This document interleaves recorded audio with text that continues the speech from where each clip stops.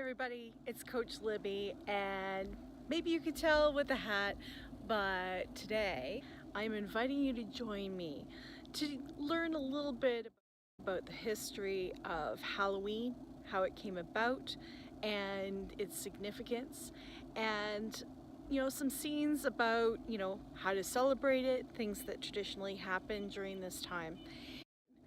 So it has its roots in, of course, pagan roots. Halloween is the celebration of Samhain. And Samhain was a celebration that happened on October the 31st, and it was a harvest celebration.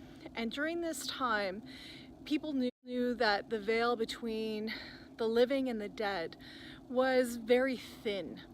And it was an opportunity to be able to connect with our ancestors and other ghosts during this time. So Samhain is a harvest celebration, and the harvest was, as you're aware, because there's so many different celebrations that have to do with the harvest, it was a matter between life and death.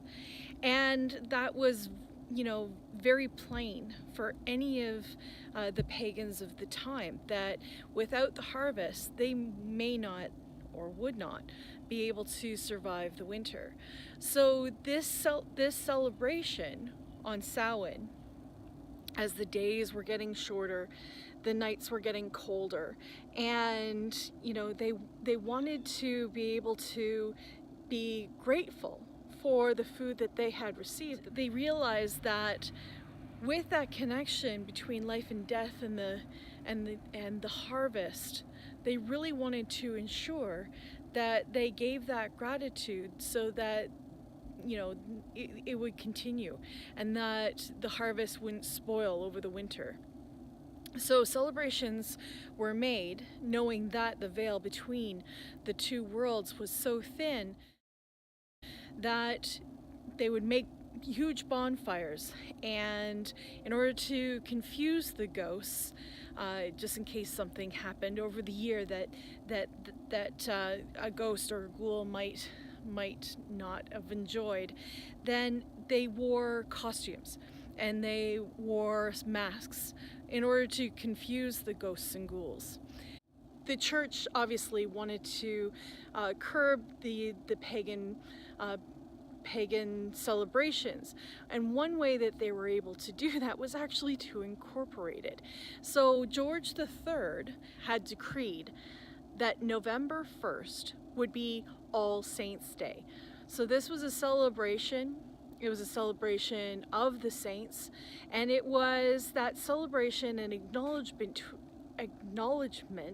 between the living and the dead.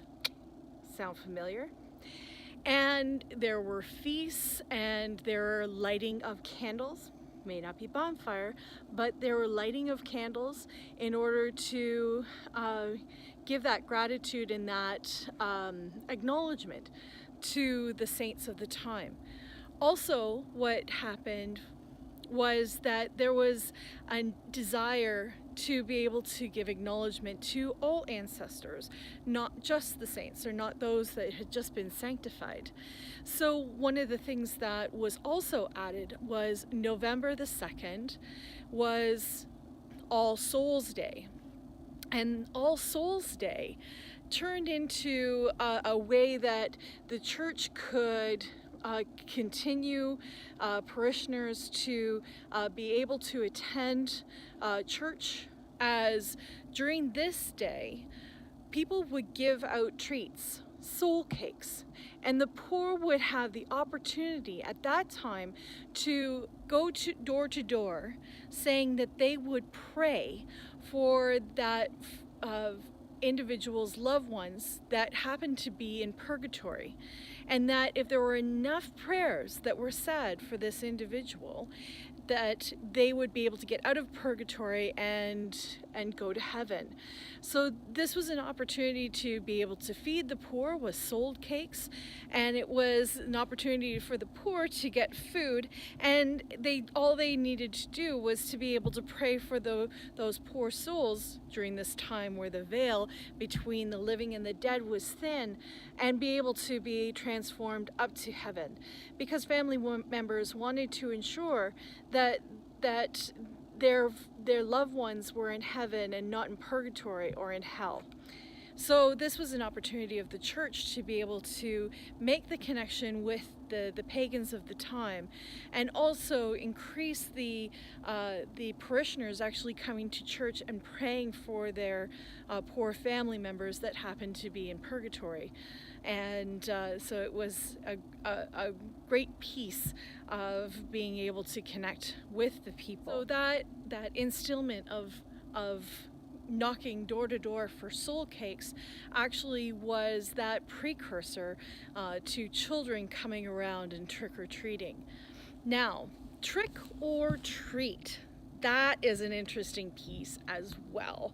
So the trick-or-treating piece actually happened kind of later on, when the trick part became part of Halloween. And in North America, Halloween really wasn't a big deal, because what had happened was when the Pilgrims first came to North America, all of them were very religious, and they did not bring over those celebrations that they had deemed to have pagan roots. And so the celebration of Halloween did not actually occur in North America until the potato famine. And when many Irish settlers came and moved to North America in order to get away from the potato famine and start again. And they brought over the celebration of Halloween, All Hallows Eve, which is October 31st. And during this time as well, there were a lot of young individuals who were frustrated. They were frustrated because there was a lot of anger towards the immigrants at that time. They were not given an opportunity to be able to work. They were not given the opportunity to live a decent life. There was not many opportunities that were made available. So many of the youth of the time of these immigrants tended to take out their frustration during Halloween, and some of the pranks became very, very serious. You know, bonfires in the middle of the streets, or bombing houses, you know, not just with toilet paper or anything like that, but actually burning down houses and causing vandalism and the like. So there needed to be some ways in order to curb this behavior and ensure that the safety of the community. And one of the ways that they were able to do this was celebrations took place where people had Halloween parties. People were able to get dressed. People were offered candy as an incentive to, you know, please don't vandalize my house because I've been able to give you candy and the like in order to placate you. So this was an opportunity to be able to keep the youth satisfied. They had opportunities to go to parties where they could eat and dance and act out in a more positive way.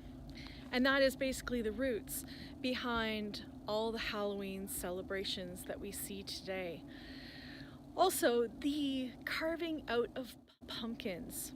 Now, the story of Jack-o'-lantern, there are many, many, many of those, but the one thing that those stories actually do keep in common is the original jack-o'-lantern was not actually a pumpkin. It was a turnip. And if you've ever cut into a turnip, you know how difficult carving out a turnip would be in order to make a ghoulish face to use as a lantern. So the use of, in North America, of being able to carve out and light up pumpkins was a great alternative. And again, that piece of those are our mini bonfires. They are our masks for our celebration. Thank you for joining me on my Halloween special video. If you want more information about Listening Tree Studio and coaching, please take a look at the link below. Happy Halloween, everybody!